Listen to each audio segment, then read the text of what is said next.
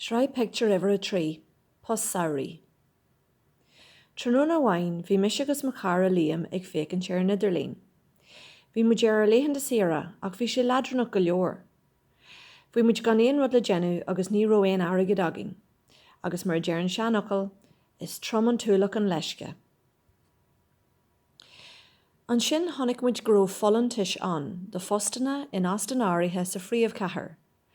Dúirt mí le Liam go méoh sé costasach áras anna eilir cías. Ach bhí teach ag dearthar Liam agus bhí sé imithead an Samhraidh. Faoi dhearra, tharraigh banisteoir an astan í néal jab dúin. Bhí ní sin na dúilgas agus na thuirnta ibre.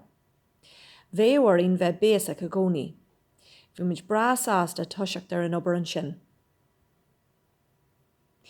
Bhí mé héananig obair sa bhar agus bhí Liam ag freastal ar na customary sa bhéalan. Bhí muid jazz cardil agus béasach le gach duine agus rinne muid impression maithir na customary. Bhain muid idir taitniú agus tarbheith as an obair. I mí lúnasa déirí muid as an fost. Dúirt an banisteoir go raibh sé brás ásta agus go méoh postagin ag am nolag, agus béidir an Samhraidh ina dhé. Dúirt muid go méoh mis brás ásta fiú ar an astan. Bhí ar dismothirí aonta bródúil, mar rinne muid rud ag an fiúntach leis na léhan de sira. Bhí muid ábalta siopadach de dhéanú i lár na cathrach.